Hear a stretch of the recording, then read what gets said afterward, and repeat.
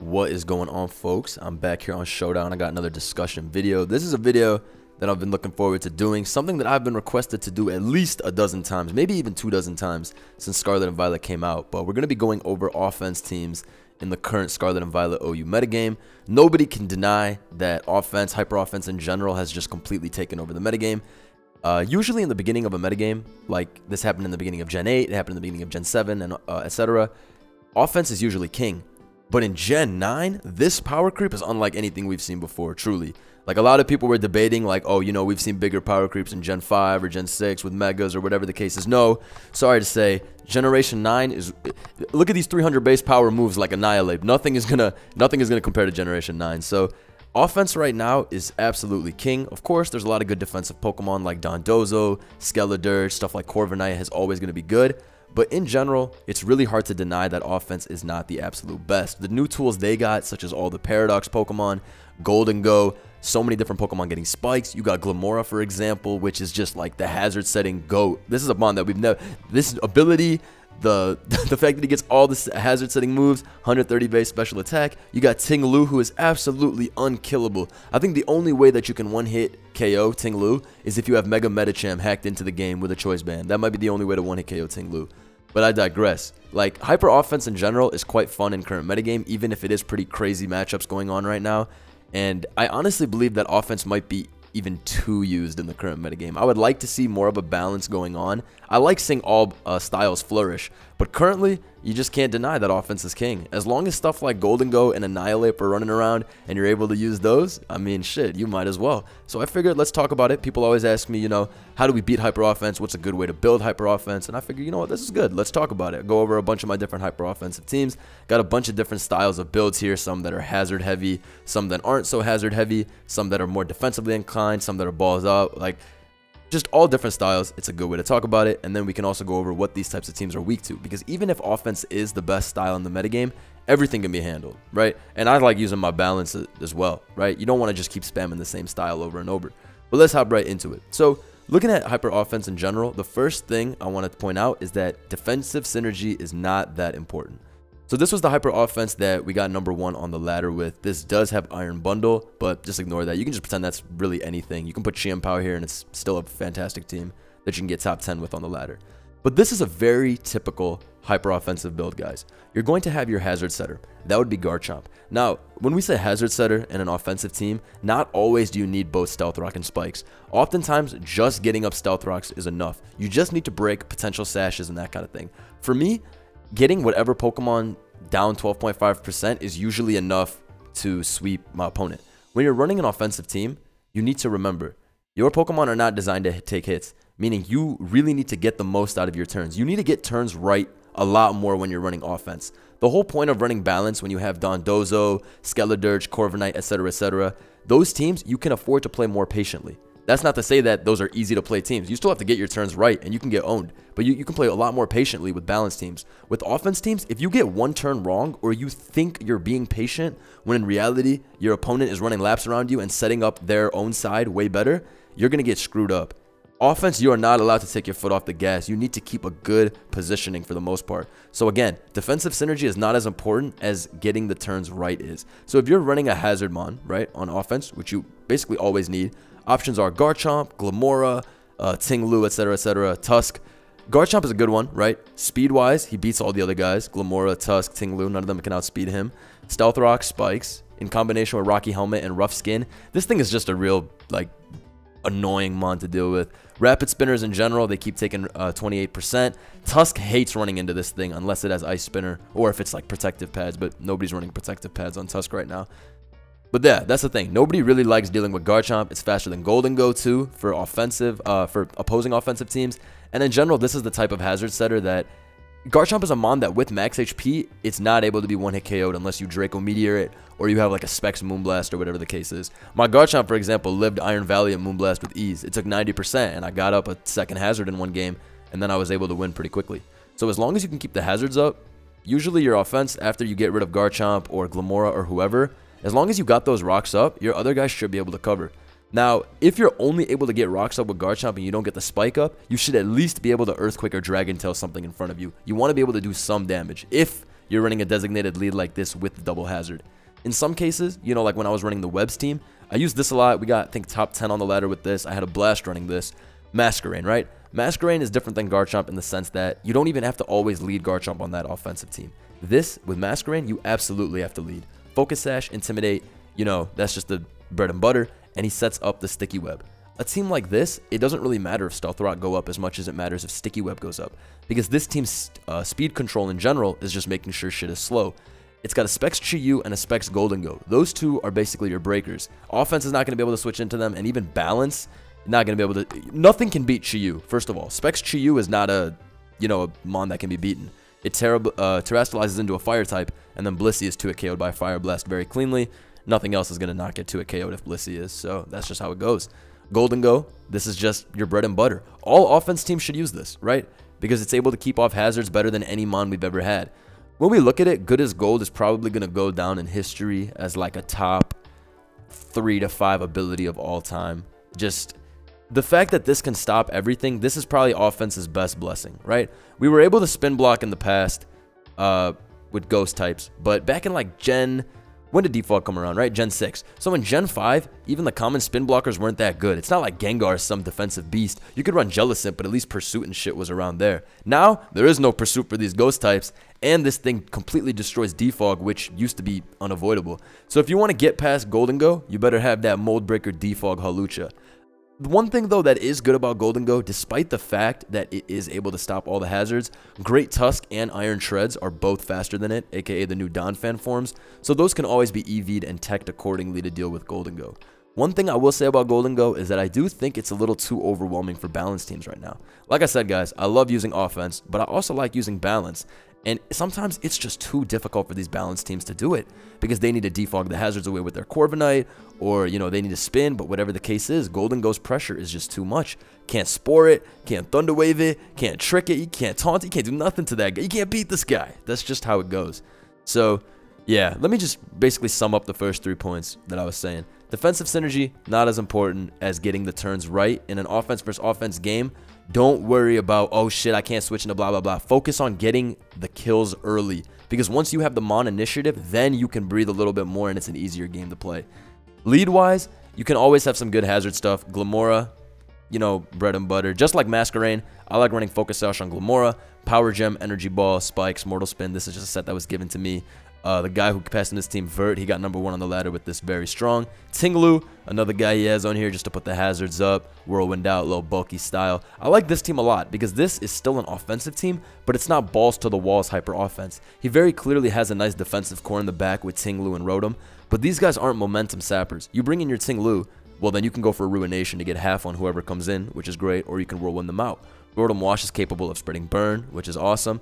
Even has Suicide Lead Glamora. That's why I thought this team was pretty damn innovative, all things considered, because it has a Focus Sash Glamora, but it's not full HO. Like, he has a defensive core in the background, but yeah, this team was putting in work. I have this team, which was given to me by a viewer of mine named Ulala. They said that they got #1 on the ladder with this, and I actually saw that they did indeed get #1 on the ladder with this using Scovillain. Look at this, a completely different type of offense. Nevertheless, this is definitely some strong-ass offense, but he has crazy stuff.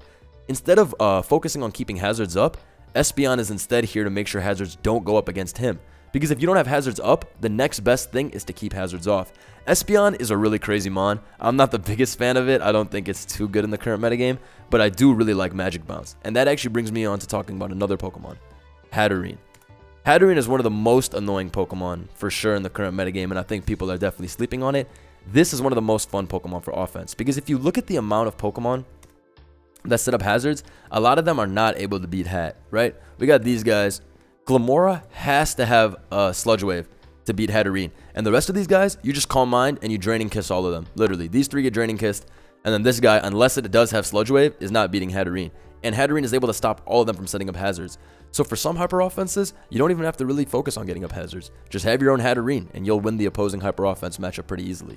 Hat is really good. In a metagame currently where there's no Heatran, there's no Melmetal, there's nothing like that, I can strongly recommend Hat to basically everybody. If you're really annoyed with Tinglu, you're really annoyed with Garchomp, just throw Hat on your offense. It's really good. As you can see, a lot of these offense teams I'm rocking have Hat.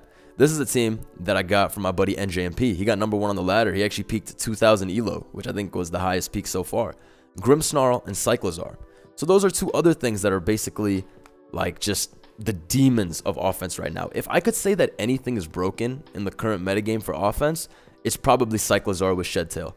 Shed Tail, for those of you who don't know, this is the easiest mon to throw on an offense team right now. Regenerator plus Shed Tail. You lose 1/2 of your HP and you pass a substitute out. Cyclozar's speed is extremely good, faster than Roaring Moon, faster than Valiant. So basically everything besides Paul, all the relevant stuff, he's faster than. Shed Tail means you can pass the sub basically to anything and get him going. He has Hatterene, Garg, Iron Hands, and Volcarona, which is a pretty cool setup combo. And then he had Grimmsnarl in the beginning, and this was what really made this team annoying. And I actually saw NGMP going to #1 because he streamed it, and it was just very easy for him. He would go to Grimmsnarls, he would get up the screens. Parting Shot is too easy, right? It's like having U-turn. Cyclozar comes in with the screens up, nothing is going to break the Shed-Tailed sub to whoever. And a lot of times Hatterene would just come in, set up to +6, screens is up, you can't whirlwind this guy out. Can't do shit, game over. Garganackle, similarly, under screens, unable to be KO'd. And then Volcarona, all reliable, Quiver Dance up, sweep through.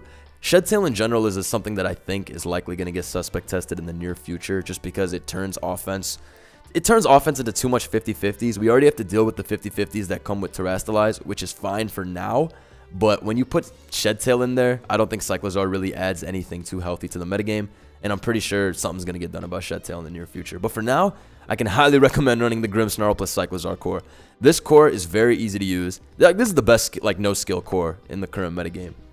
Get up the screens, Parting Shot out, send the Shed Tail out. Screens in a lot of situations can immediately end the game. CTC was playing in a tournament the other day, and his opponent had a very defensive team. Hippo, Dondozo, Skeledirge, Corviknight. What do you think happened? CTC got up screens immediately, went into Hatterene, and got +6, and the dude couldn't do anything. You can't whirlwind it out. He couldn't curse quick enough with his Dondozo because stored power blew that shit up. Couldn't do a damn thing. When screens go up, sometimes the right setup sweeper will be able to win immediately 6-0. And that's why screens might even be the strongest form of a pure hyper offense currently in the metagame, because also Espathra, the stupid ostrich that calm minds and sits around, that thing is able to come in there with screens up, tank everything, terrestrialize into a fairy type, roost. So screens plus the combination of screens plus Terra can turn some mons really overpowered. Annihilate is another one that is extremely hard to beat currently. A mon that I don't know, we'll see what happens with its tiering down the line. Rage Fist though, giving this mon a 300 base power move has basically completely stomped the potential of balance and stall like completely. Offense just has too many good tools. Between Golden Go keeping hazards up, mons like Annihilate with 300 base power moves, Terastalize so that your Dragonite can break through whatever, Iron Valiant can set up, etc, etc. Defensive teams, I love playing a defensive team now. Like when I run into stall, I deadass like I start licking my lips, like it's a wrap. Like they're done. Like I already know what's gonna happen. I'm gonna get up the hazards, I'm gonna switch to Golden Go, I'm gonna Shadow Ball, Shadow Ball, Shadow Ball, and it's gonna be a wrap for them. This guy alone has turned balanced team's life into absolute hell. But past that, you know, I talk about screens, talk about, you know, hazards, all that stuff. Let's talk about some of the sweepers and offensive Pokemon in general that you're going to want to put on these teams. So for me, I think the best mons in general are dark types offensively. Chiempao, Roaring Moon, and Chi-Yu are 3 of the top 10 attackers in the metagame by far right now. Chiempao is one of the best because his speed is fantastic. Chi-Yu because you don't have to do anything besides click its stab moves, and it's probably the best choiced mon in the metagame. And then Roaring Moon, who I really like because his speed is good, but also his bulk is fantastic on the Spidef side. Physically, it's not that good, but one big thing with Roaring Moon is that he's one of the only offensive Chi-Yu switch-ins. Chi-Yu is not able to 2-hit KO Roaring Moon unless it is Terra Blast fighting. And so for that reason, Roaring Moon can always switch into this thing and then, you know, apply pressure. Another thing, a reason I really like these 3 is because their moves in general are a little weak, right? You run these guys, what do you have to do? Crunch, Dark Pulse, and then this guy has Crunch and Icicle Crash. However, when Stealth Rock or a Spike goes up and the rest of the Pokemon are coming in at, you know, 75 to 88%, then these turn into a much, you know, it's a much scarier field, like in front of them. Chi-Yu, for example, with Scarf up, everyone knows Scarf Chi-Yu is one of the most annoying things to run into, but now when hazards are up, it's a lot harder. Your Ting-Lu is no longer a reliable switch-in if a Stealth Rock and a Spike are up. What exactly are you going to do if a Stealth Rock and a Spike are up? Every time their Chi-Yu comes in, your Ting-Lu is taking 28% from Flamethrower, plus 18% from hazards. It's only a matter of time. The next time they come in, you're screwed. So those Pokemon just become really, really good as a result. And I like those the most because you don't have to set them up. I have never felt like I needed to set up my Chiempao or set up my Roaring Moon for them to do anything. Those mons alone, I can just start spamming crunches with, terrestrialize them. Fuck it, I put a band on Roaring Moon a lot of the time as well. And Bandit Chienpao is really good too. You can't sleep on that. So when it comes to like the mons you want to have on an offensive team, I really do like the dark types in general.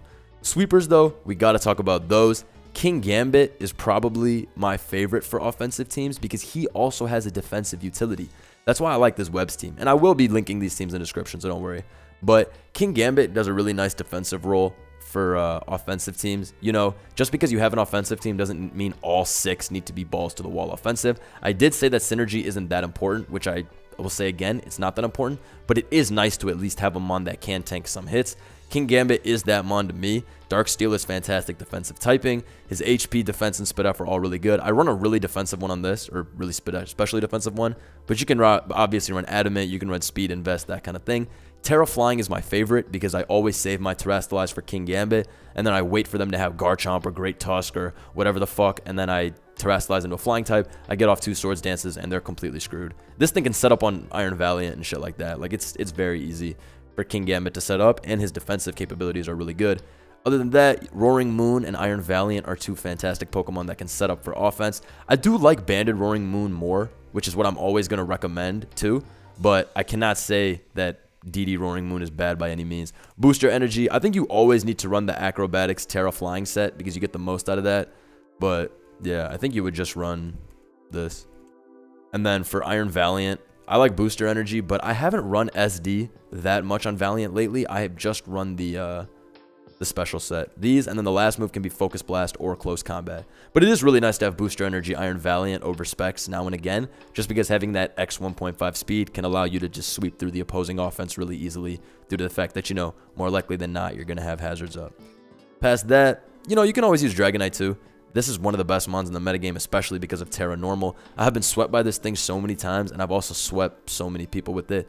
Really low skill curve mon. That's probably why offense is so fun in this metagame right now, because it's really low skill curve. Like, you don't really have to think too much. You just get up your hazards and you go to it. But I do like that there's a lot of innovative ways to do it. It's not like all we see is Glamora plus Golden Go. Like I said, my dog got #1 on the ladder with this, and this is some crazy Scovillain HO. It does have the proper, you know, format of regular offense, you know, Roaring Moon, Tusk, strong ass mons, Chi-Yu, etc., etc. This team is especially cool though because it has Torkoal, and I do got to give a special shout out to Torkoal. I was talking about this on my stream yesterday, but Torkoal is basically the best it's ever been because all the Photosynthesis mons are fucking super strong. And in general, Photosynthesis can turn any mon into a beast because it's basically like having 2 items. So Roaring Moon is on this team, gets the 1.5x speed, 1.5 attack or whatever. You got Great Tusk, he comes in here, he gets the attack boost over. Like, it's awesome. In fact, I even used in tournament the other day, and I was showing this team on stream yesterday. I just used this on tournament. 4 Protomons on one team. Overkill, but it really doesn't matter.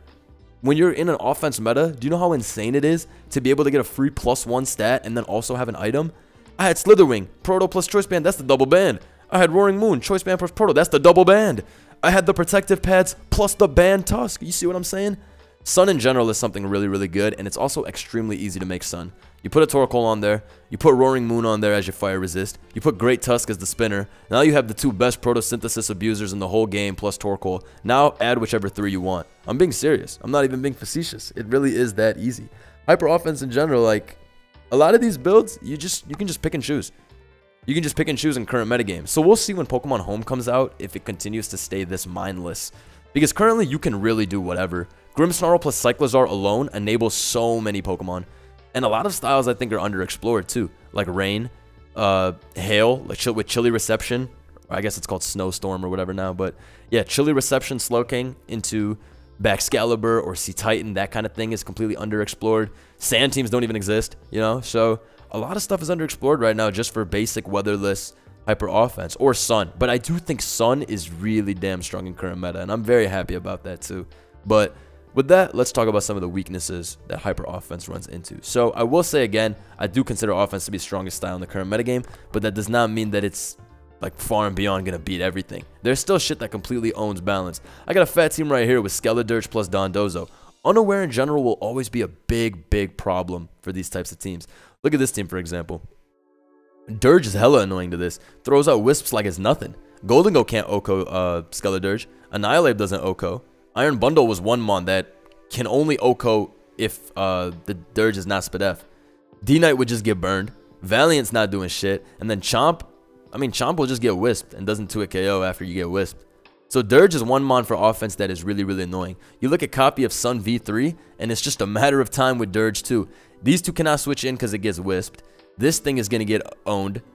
Shiyu in the Sun takes 27 from Torch Song or something like that. And so if Rock Sub is not good. In general, Dirge is really, really hard for offensive teams because offensive teams never want to switch into Will-O-Wisp. That sucks for them. And what's the worst thing for offensive teams? Unaware, because they can't boost past. Same thing with Dondozo. However, I find Dondozo to be a lot easier for offensive teams to break. It can only be tough if you have like Photosynthesis Max Attack, Great Tusk, and then also like an SD Valiant or something like that, and you're like, ah shit, all my physical attackers are getting cooked by Dondozo. But Dondozo takes a lot from special attacks. Stuff like Shadow Ball from Golden Go does so much damage that I don't really take Dondozo as seriously of a threat as I do Skeledirge. That being said though, those are two of the better things against offense in general. And there's definitely a lot of niche stuff you can use too. My boy Fuga just got top 5 on the ladder using Tauros. Look at this. Physically defensive on this guy. Made to take on King Gambit, Chien Pao, etc, etc. Very innovative. And he has the move Raging Bull, which breaks screens and is a fire type 90 base power move. So this is something that I think might actually rise up in usage because it does take on all the offensive dark types really well. It completely owns Chien Pao and King Gambit. Like, they cannot beat this no matter what. Like, they will never beat this. Because 339 defense and 353 HP coupled with Intimidate is way too damn bulky. But being able to break screens, I can see this thing moving up in the world. Because Grimmsnarl plus Cyclozar is just, it's just everywhere right now. But yeah, that's basically what I have for Hyper Offense. I don't really want to make this video too long, but going back over it, what I can say is defensive synergy, guys, is not as important. It's more important to get the turns right and to have your positioning. Make sure hazards are up or your Pokemon is set up in such a way that it will sweep because you weakened like the whatever in front of you. If you're not going to get up hazards and play a traditional offense game, then make sure you're getting enough damage on the opposing team. Hyper Offense is dynamic. You don't always have to do the same thing. It's not like you always lead with your hazard setter and you always click hazard move and die to sash, etc, etc. Most of the time you will be doing that. That's just the nature of Hyper Offense. But in some cases, again, this is still a dynamic game. You're going to have to figure out what works. So in some cases, if you have your Garchomp out and getting up spikes is not as important as just chipping the Tinglu in front of you with Earthquake so that whatever can sweep in the back, then fucking spam Earthquake and start chipping. Remember, you got to always have a game plan. You cannot play super brainless with Hyper Offense even if the style does seem to suggest that, you know, it doesn't take as much skill. It is an easier play style to use, but if you're running Hyper Offense versus another user's Hyper Offense and you think you can just sit in the back seat and click buttons, you're going to lose. It's very important to get the correct turns right. Hazard setter wise, Glamora, Chomp, Great Tusk, Tinglu, very easy.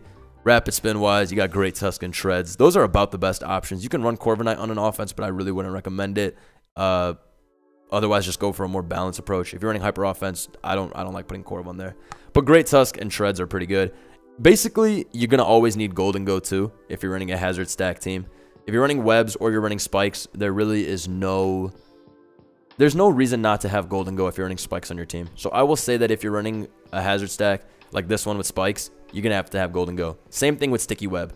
The thing is, if you just have Stealth Rock like this team, it doesn't matter if your opponent removes them because it's just Stealth Rock.